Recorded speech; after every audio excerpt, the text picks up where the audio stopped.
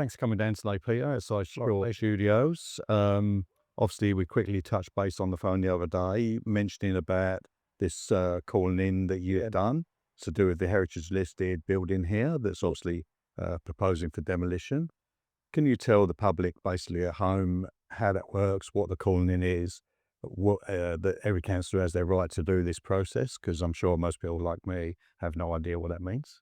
Yeah, I might go back a step Yeah, and go. just talk about it was only a few years ago when council actually went through across the city, had the suite of buildings assessed and put a number onto the local heritage register. So that's in fairly recent time. Yeah, I did speak to Misha. We interviewed her the other day, and I said, when was it heritage listed? And it was only in the last 3 years, roughly, was it? Correct. Around that time, yeah. Yeah. It's very recent. To some, it's been here a long time. Correct. So, and council, took that seriously, and so brought in that overlay in order to, protect those locally heritage listed buildings. So that's an important part of the history, and just to recognise, it isn't that long ago that was done. Yeah. 100%. Because I actually asked Michelle, I said, who deals with heritage? Is it a National Heritage Trust? Is it someone in council? She wasn't too sure, to be honest. She said, I don't know who deals with that. So, with your slight insight being in a council, We um, who does deal with that? Who oversees that? Who generally looks after it?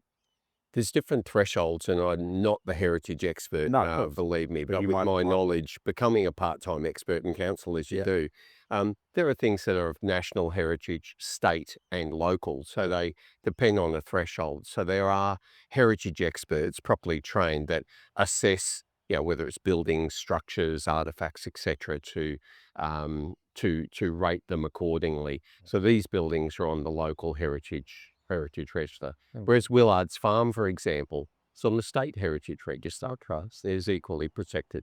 Is that because it's a different level of heritage, different style, or has it just got more interest nationally rather than locally? I think it is exactly that. It just is a threshold. If things are of local interest, that's probably of, where there, local people involved. It's about local history. It's more confined to the area. Yeah. Whereas other individuals, for example, like let's say Captain Cook's home, Yeah. that's of national significance because that was, when, the Connected. British sailed past and claimed the 100%. place. Whereas Willard's Farm uh, uh, went beyond local onto the state Yeah. for those reasons that it became more of a area of interest. But again, this is where my lack of specific expert knowledge comes in. Yeah. But it is You just can only know so much at the end of the day. yeah. You But obviously if get it's more local, it's local heritage. If it's got state overlays and implications, it will threshold to state and to national. yeah. Yeah. And you're obviously Division 2, which is this is in your division, and I think you look after Stradbroke Island as well? Cleveland and Stradbroke, Yeah. and there are a number of properties on the local heritage register in both of those areas. Yeah. Yeah, cool. And who started that actual process of looking at local heritage? Any one particular person, or is it just a joint thing between council? It is well, it's council in the end, the officers at council, but there will have been community input and Okay. interest into that. Other cities such as Ipswich were a little bit ahead of us in those areas, but it was seen as a gap in our city planning and protections appropriately. And so through community interest, expert opinions into council, then out to councillors, and then we went through that process a few years ago. Yeah. So basically, you're sort of reacting to local people, just bringing things to front and center, and then you're going, oh, we should be looking at this, basically. Yeah, like a lot of planning, there's a mix of proactive and reactive. Yeah, 100%. And you'd love everything to be proactive. Yeah. It's not the reality of our world. So it's always a mix. Yeah, definitely. So obviously, you see what's going on here with the demolition process that they're applying for. You see that obviously had some sort of traction in the media, and it was highlighted to you. So you used your rights to call in, as you call it. Maybe you can explain to the public how that works and maybe why you felt it was your right to do that. Yeah, well, it is every councillor's right to call in. The majority of development applications, whether they be for apartments or a carport or a demolition, are handled by the planning professionals. In fact, I think the figure's well over 98% of applications are just handled through the normal processes by council officers. Yeah. There is always a level of councillor oversight, though. Every week, we are given a list of applications and kept informed of where things are in the process. Yeah. So it's our obligation as councillors to have a look through those lists and see what's there. We can look across the city. In practice, divisional councillors pay, of course, a bit more attention to their division, Yeah. but we work as a team. Yeah. And if there are things that are worthy of highlighting to each other, that's what we do.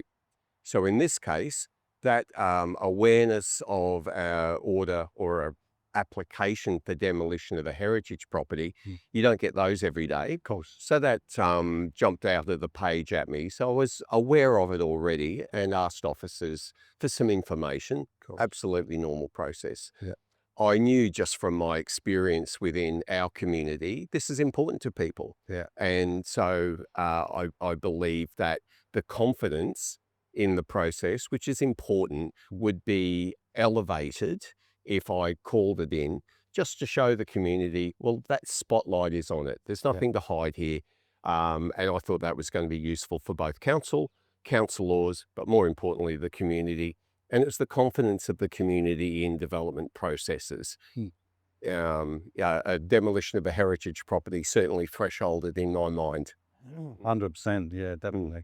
Have you had any dealings with Michelle? Have you had any chats with her as yet or not? Historically, I have, but not at Not recent related. times. Yeah, Related to this, yeah. And Michelle isn't the applicant, but I'm very aware of the her situation. through your video actually. The what a wonderful story, and to feel that passion come through for where she lives and works and the heritage of the area.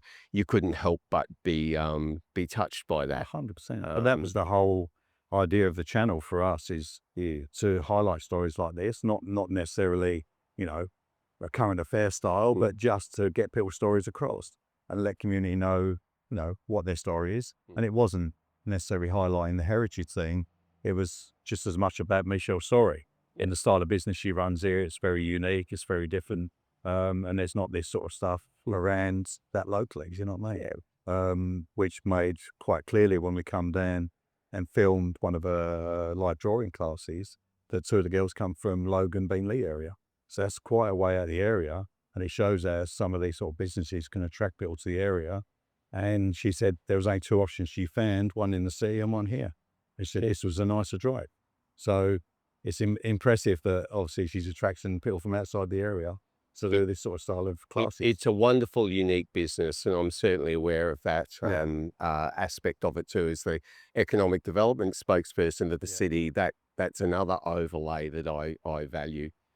But you touched on the emotion of that story, and while planning shouldn't be about emotion to get good outcomes, it is important that we as councillors reflecting community views are aware of that emotion. Of course.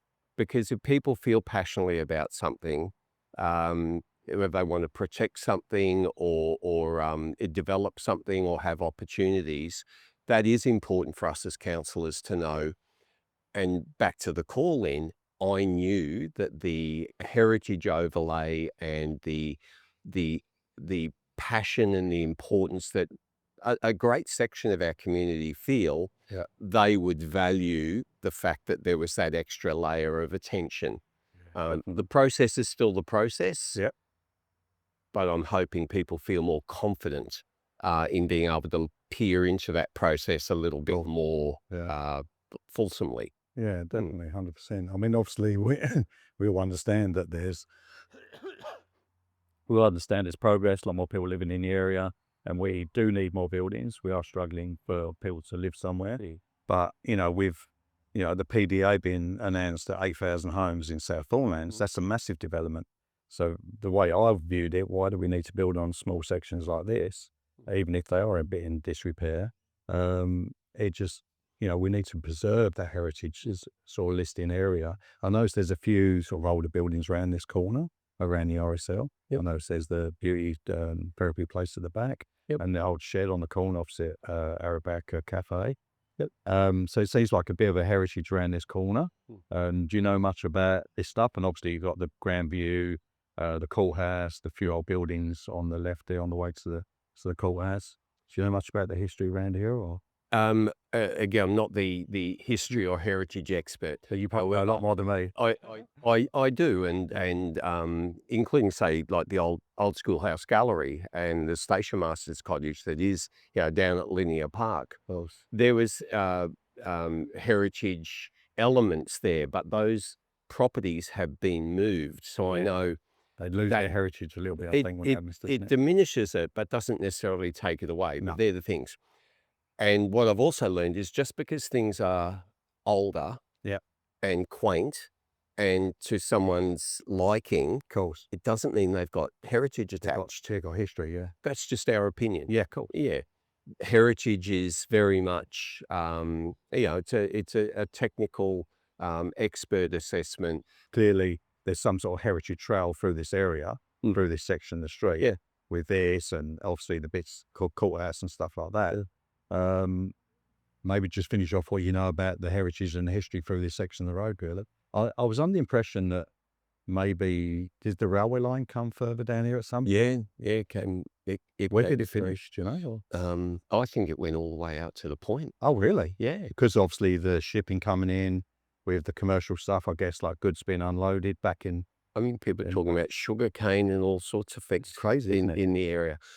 Well, I'm probably going to go and maybe talk to the Redlands Museum and get some more history on the area. Yep. Because I know there was like seaplanes landing at Redland Bay Hotel on their Absolutely. around the world and stuff like that.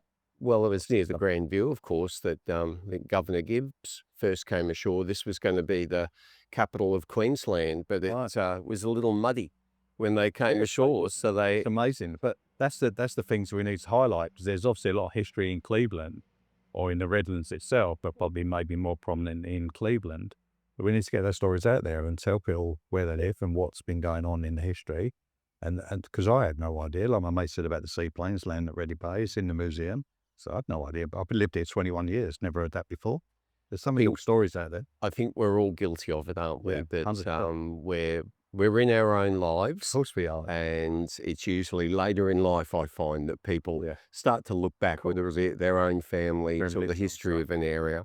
But no, things are worth protecting, but everything can't be. But in this area, we've got out to the lighthouse, the historic lighthouse out at Cleveland Point, protected. Then we come back past the Grand View where Governor Gibbs landed. The fig trees out there, the banyan trees. Yeah. I think it's one of the oldest trees in the state. Yeah. I understand, right? Oldest fig trees outside the Grand View there.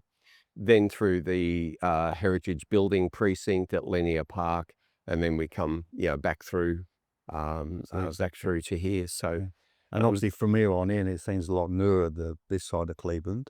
Really, there's a lot of new developments gone in through here, and then you've got Cleveland Town Centre, Raby Bay. Really, a lot of that seems like the newer part of Cleveland. Seems like a lot of the older part is more down this end, from what I can tell with the older buildings, stuff like that. Yeah. And obviously this calling in that you're doing to look further into this situation, do you know roughly when that would happen, the meeting between councillors? No, the process, it could be any time, certainly not in August. I don't think it even come to September. At the moment, it's just important the applicant and council are in the normal process, swapping information. I know councils ask for some more information from the applicant, and there'll be heritage experts and building experts swapping information to validate the applicant's wishes or not. And with a very long-winded process, I'm sure. Not necessarily long-winded, but the clock can stop. But the applicant or council, I believe, can stop the clock at some point. It's usually by cooperation. So the question is really, how long's a piece of string? But because it's important, let's give everyone the time. Of course. We'll keep in touch. And it may very well be that if the applicants and council the applicant may withdraw the application. Yeah, of course. Well, Yeah. I don't know. I I don't might want to look at it predict the through our future. basket, yeah, and say, But if it needs to come to the full council, that's the process that I've put in place yeah, so that the public can see that in public session. Yeah.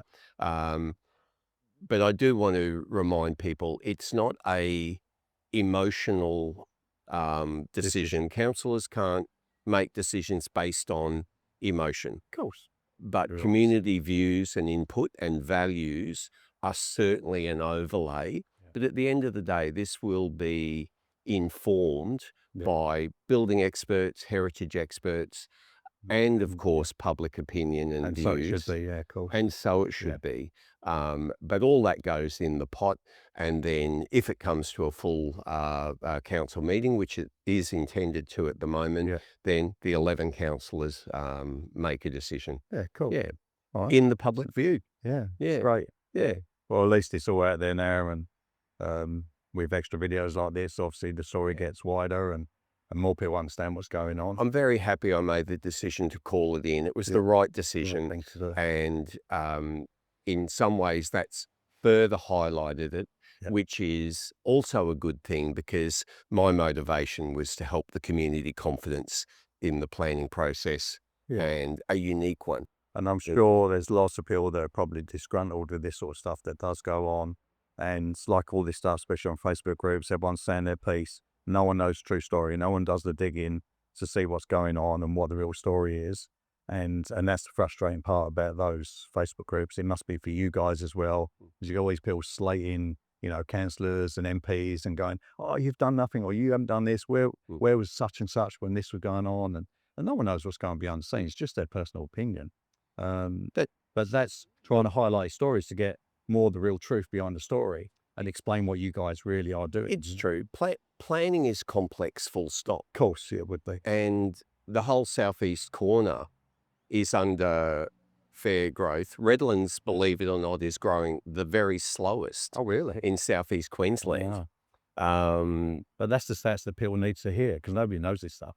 They just see like the PDAs going Yeah. through and all these new apartment blocks going up and just think the house is the house and the apartments are going up everywhere. It doesn't stop the local feeling though. So I Course. didn't say that to diminish it. No.